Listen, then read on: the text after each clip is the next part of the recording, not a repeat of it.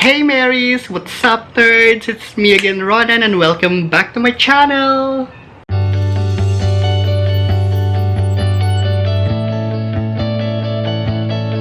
Hey everyone! So how are you guys doing? Kamusta naman kayo guys? How's your quarantine life? Sana okay lang kayo no? And malapit na tayong mag GCQ. I think June 1 GCQ na tayo. Ready na ba kayo? Ako hindi pa. Hindi pa ako ready guys kasi syempre may mga fears tayo no, may mga takot talaga. Ako personally may takot talaga ako. Ini-imagine ko na lang yung pag-take ng bus papuntang work, paano yun. I mean, nag-quarantine ako for a long time, for 2-3 months ba, and then maya-maya dun lang pala ako mahawa sa alam mo yung ganun, may mga talaga yung paulit-ulit sa isip ko na takot. Kasi you'll never know, di ba? Hindi mo naman nakikita talaga yung si Corona. So, hindi mo alam kung sino yung... I mean, ako, let's say, a lot of us talagang nag-iingat. But then there are people na talagang walang pakialam. So, di ba? So, hindi mo alam kung yung mga taong yun makakasalamuha mo first hand, di ba? Makakatabi mo sa bus or whatever, sa MRT, ganun. So, talagang nakakatakot kasi siguro lang talaga is talagang protektahan mo kung kailangan mag-hazmat or yung talagang shield, 'di ba? Just to be sure. But anyway, wala pa namang update, so I'm not sure kung kailan kami makakabalik din sa office. But right now, I'm still work from home. I'm grateful for that kasi in this economy, in this pandemic, 'di ba? Maraming na layoff, maraming nawalan ng trabaho, maraming businesses na nag-close or whatever. But I'm working and I'm grateful and thankful for that. Oh my God, thank you Lord. 'Di ba? Kasi ang hirap talaga, especially if you're not earning, 'di ba? A living kasi paano yung mga bills, paano yung 'di ba? So anyway, I'm just grateful. So kayo guys, kamusta kayo? Sana okay lang kayo dyan at safe kayo and your family. And well, ano ba? So anyway, so as nakikita niyo naman dun sa subject natin, no? So oh my goodness, I'm just so happy. Monetize na tayo guys, that's true. Monetize na yung channel natin. So I've got the email yesterday. And then since na ang tawag nito, na set up ko na naman siya first hand nung I decided na mag-create ng mga content, no. Actually guys, it was a long journey for me, for the channel natin, no. It was 3 years, 2.5 years yata. Kasi when I started, I already have my YouTube account for a long time, but then I started putting up videos or content around siguro kalagitnaan ng 2017. So that was a long time ago already. I think 2.5 years, yun yata yun. Pero hindi ko talaga sineryoso siya kasi I don't have the charisma. I don't feel that I have the charisma to attract viewers. Let's put it that way. So yung videos ko na mga yun, parang it's more of parang dinocument ko lang yun, yung mga kasi nung time na yun na nahiligan namin na mag-day tours, ganyan. So first time ko mag-join na mga day tours, mga joiners, yung travel joiners, 'di ba nauso yun? And then yung dinocument ko yun kasi may mga pinuntahan kami mga beach na I'm not sure kung mapupuntahan ko pa, 'di ba? So then napuntahan ko yun. So and then I've got minimal views, and yung mga mahilig lang din sa mga travels, yung mga mahilig din sa mga joiners, yun lang din yung mga nakukuha kong mga views. And it was fun, and then I realized na talagang parang fun pala talaga ito, no? Nag-i-enjoy ako creating content. So parang ganun. And na-enjoy ko din yung mga interaction ng mga nagme-message, doon, nagko-comment doon. So parang, sige nga, let's parang karirin natin ito. Parang, totally karirin kasi parang sige, subukan natin, ganyan. And then, I've watched a lot of videos about how to create a YouTube channel, ganyan, kung paano gagawin yun. But then I realized na parang Sorry. Ingay, may dumaan. And then I realized na hindi pala basta-basta mamamonetize yung videos ko. Kasi you really have to work hard. You really have to work parang extra effort to create a content. And kasi meron silang perong may requirements si YouTube for you to be able to be monetized, di ba? Ika nga, may kailangan mo ng 1,000 subscribers, saka 4,000 watch hours, ganon, in a year. So, kailangan mong mapuno yun bago ka ma-monetize. So, during those times, wala namang nagsusubscribe. Diyos ko, Lord. Mga 10 lang yata yung subscribers ko. Tsaka panaka-naka lang din yung mga views. Ko, ano yun? Hindi ko talaga marireach yun. Kasi, wala akong magnet na, I mean, diba, I'm just a regular guy. I'm just a regular person. I don't have that looks na talagang magmagnet yung mga at hindi ko rin talaga inisip yun. So, I am just happy lang ako na nagkakaroon ako ng mga parang yun sa sa Instagram ko. Happy lang ako na nasi-share ko yung mga experiences ko, nasi-share ko yung mga kinikreate kong content or kung ano mga pinaggagawa ko online, ganyan. Nasi-share ko siya na meron ding namang nagko-comment, ganyan. And happy na ako doon. And then one time I created a videos about my anxiety issues. It wasn't easy for me, guys. I mean, talking about your anxiety, it's very, very personal. Talking about my anxiety, it feels like putting your soul in front for the world to see, diba? So it wasn't easy for me. Kasi, first of all, I'm a very introvert person. So, it wasn't easy for me to talk about my stuff, personal stuff.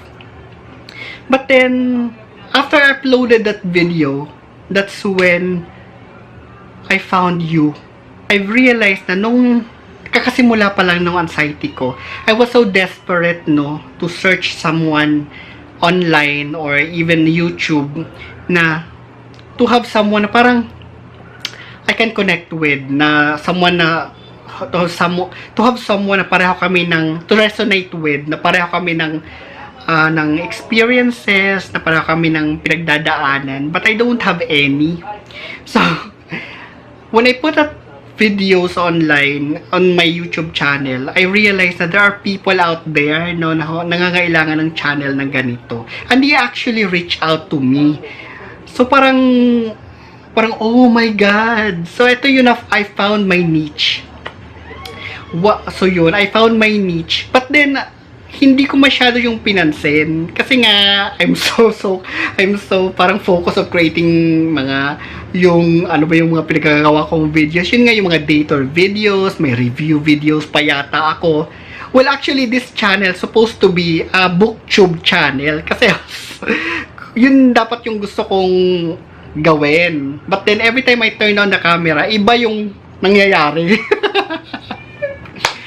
Parang, kahit saan ako pumunta, I was actually pulled to do this channel. Then, my sister, si ate, told me na baka ito nga talaga yung ito nga talaga yung niche mo. At saka, ito nga talaga yung kailangan mong gawin. Kasi, parang dito ka tinatawag. But I was very hesitant to talk about anxiety kasi personal nga yun sa akin. But then I realized na parang, sige nga, try natin. Baka ito nga talaga. So, I started creating anxiety videos. And that's when I found all of you. That's when you started watching my videos. That's when people started watching my videos. That's when I started receiving emails from you, all of you guys, and it's nakaka-overwhelm, nakakataba ng puso. Kasi that's when I started hearing your stories. That's when I started telling my struggles, when I started telling my stories, that's when I started hearing your stories. no? Parang nagsishare tayo ng stories, ng struggles natin with mental health. And it's very overwhelming for me kasi for those stories na sinishare nyo sa akin, those were personal stories of yours. And sinishare nyo sa akin, I am a stranger. Sinishare nyo yun sa akin, ang haba ng mga stories ninyo. And I read all of them. Talagang minsan napapaiyak pa talaga ako. Sobrang nakaka-overwhelm. No, and then that's when I got views, that when I got likes, that when I got, pero those were nothing, no? Kasi parang talagang nakaka-touch sa akin is yung stories ninyo. Yung pag nagko-comment kayo doon, and then sinasabi ninyo na I feel the same way, na nagigets nyo yung mga sinasabi ko. Kasi nung nagsisimula yung anxiety ko, guys, I feel like I'm all alone kasi walang nakakaget sa kung ano yung struggles na nangyayari sa akin. Nandito lang siya lahat. Parang yung creating content, telling about my stories, parang it's to me, parang it's a counseling, it's a healing process for me. Nakatulong siya talaga kasi nailalabas ko dito sa videos sa YouTube kung ano yung mga nangyayari sa akin, and then to see na meron ding people out there somewhere na who's experiencing the same way, diba? Parang, oh my God, so hindi lang talaga ako yung nagkakaroon ng ganito, marami kami. And there are people na talagang hindi nila alam kung ano yung nangyayari sa kanila, and by watching our videos, doon sila natututo and natutulungan sila. So talagang yun yung talagang, oh my God, talagang by knowing your stories, by hearing your stories, by receiving your messages, it heals me. Parang nakakatulong siya to lift up my spirit, to lift up my, parang positivity yung pumapasok sa akin, nakakatulong siya talaga. So thank you. You know guys, I know kalat-kalat yung mga kwento ko, pati no, na monetize yung channel natin. It's because of you. So this is all you guys. You made this happen. So maraming salamat. And it's just so crazy that by sharing my stories, by sharing my struggles, by sharing my pain, my joy, that's when I found all of you. Doon ko kayo nakita. Doon ko kayo na, you know, nahanap din. So I'm grateful. I'm so thankful. Maraming salamat. It was a long journey. No, 2.5 years? 2-3 years? No. For us to be able to monetize. I mean, there are YouTubers out there na parang 1 day lang, no, 2 days lang, monetize na kaagad sila. Kasi na-meet na kaagad nila yung 1,000 subscribers, 4,000 watch hours. But I cannot compare myself to them because iba yung natin, iba yung channel natin, and we are different people. We don't have the same personalities, we don't have the same charisma, we don't have the same iba-iba tayo. So okay, so eto na yon, monetize na nga tayo, and hinihiling ko lang guys na sana if ever na merong ads na dun sa video, palapasin nyo lang muna para at least Huwag yung skip, palampasin nyo na lang para at least kumita din naman yung channel natin. Okay, so meron akong share sa mga natutunan ko for the past years na doing YouTube. Okay. So one thing I've learned creating YouTube is not it's not an easy. Totoo yung sinasabi ng mga YouTubers na mga nauna. It wasn't easy. Hindi ka pwedeng gusto kong mag-YouTube kasi gusto kong magkapera. You can't just, hindi dapat yun yung mindset mo. Tinanggal ko yung mindset na yun kasi I won't sustain. Baka kalagitnaan palang tumigil na ako, di ba? It wasn't easy. And pangalawa, you need to love and enjoy creating content. Especially kailangan mo siyang, kailangan mong maging, parang, paano ba tawag? Kailangan mo i-enjoy yung process, no? And, kasi guys, I took the long road, no? First of all, I don't consider myself a funny person, a comedian. I don't consider myself as charismatic person. Third, I don't consider myself as a celebrity looking, no? Hindi naman tayo ganun kagwapo or whatever to attract viewers. So it all boils down to things I can offer. Kung ano man yung pwede kong i-offer talaga sa inyo na informative. So in that regards, I talk about my struggles with mental health. Second, siguro it boils down to personality. So of course you have to show your personality side. Hindi ka pwedeng BS lang. Kasi the people who's going to watch your video, they will smell BS. No? They will see the fakeness in you. Makikita talaga nila. Ako nakikita ko talaga yung fakeness ng yung iba. Kaya hindi na ako nagwa-watch. Parang tipong gano'n. So we don't want that. You don't want that as well. So might as well be genuine. So yun, isa doon, be genuine.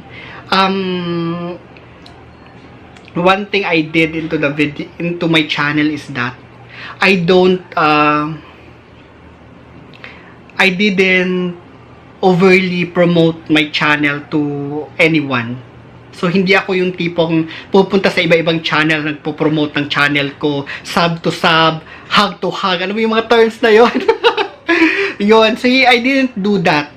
No, one of the reasons why I didn't do that is because, as I've said earlier na, nung nagsisimula yung anxiety ko, wala akong mahanap na mga content creator talking about anxiety, talking about mental health issues. So, gusto ko, but I know na I was there. Ako yung mismo yung naghahanap. So, I know that there's someone out there na naghahanap ng mga content na ganito. And I wanted to reach them. Sila yung hinahanap ko. Sila yung audiences na hinahanap ko. And they're not lots probably. Hindi masyadong marami sila. But they're there. So I only promoted my channel to parang anxiety group sa Facebook. Yun. So I didn't go on every Facebook account to my friends or kung kani-kanino lang para lang to promote my channel. Kasi it doesn't make any sense. Subscribe, hindi rin naman nila papanoorin yung channel natin. So, yung mga videos natin. So, I'm actually, yung niche na hinahanap ko, yung mga people na hinahanap ko na to subscribe on my channel are those people na who's like me. So that they can understand my video. Diba? Kasi let's say, wala ka namang mental health issues. Gusto mo happy-happy lang. And then you watch my videos, siguro yung mga kikita mo dito sa videos ko, parang it doesn't make any sense. Hindi mo magigets kung ano yung mga pinagsasabi ko dito. Kasi hindi mo naman siya na i-encounter personally. Diba? So baka isipin mo lang, nag-OOA lang ako dito. Diba? That's why mental health is very, very important for me.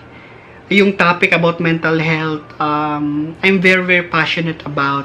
Kasi it's something that I'm dealing in an everyday basis, parang ganun. It's something na nililive ko everyday. And I know there are people out there na pareho sa akin.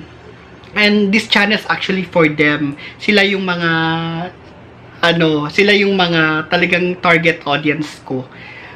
And that's why it took us a long time. Hindi kaagad diba, lumaki kasi hindi naman ganoon yung natin, yung focus natin.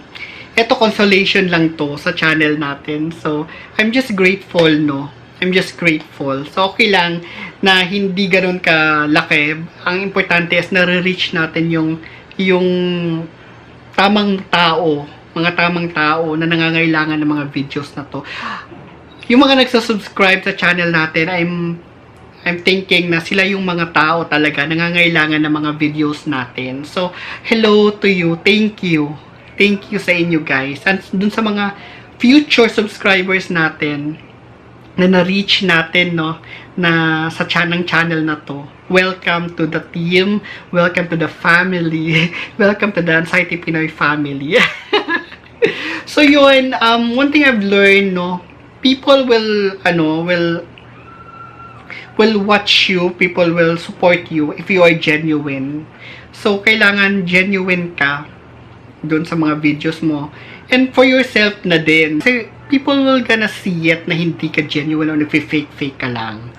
Pangalawa, for us regular person, it will gonna take time for you to be monetized kung yun yung pinaka-goal nyo talaga. So, when you want to start a video, when you want to start a YouTube channel, tanggalin nyo muna yung mindset na yon, nakikita ka sa YouTube. Kasi, it wasn't talaga easy. Kasi hindi yun yung talagang iisipin mo na, every month meron kang ma-receive.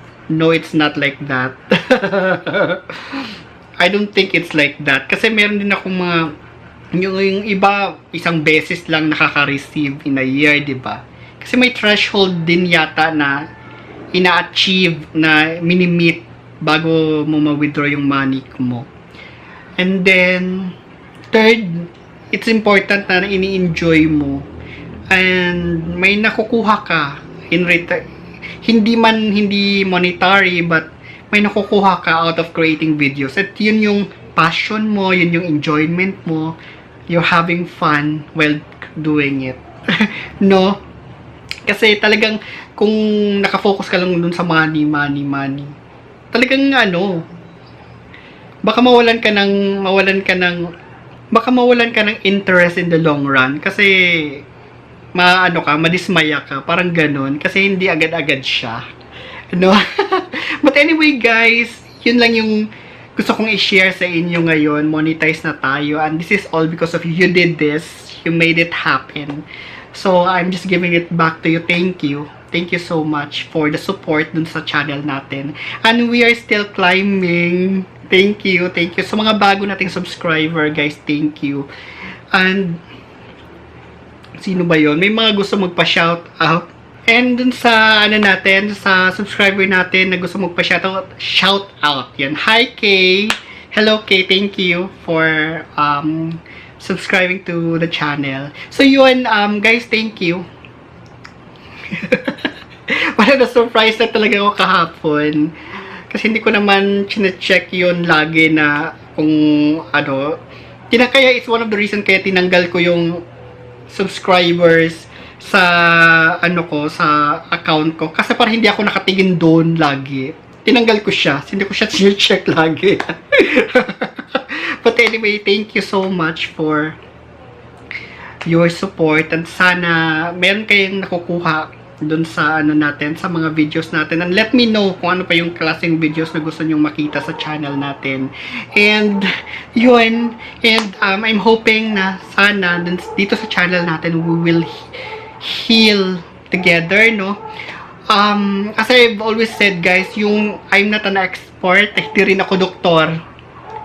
I don't give out advice.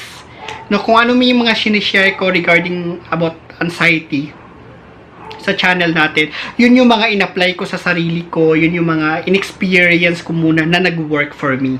Hoping na mag-work din sa inyo. And kung hindi man, so baka you need to seek other help sa professional or kung kanino man na to help you.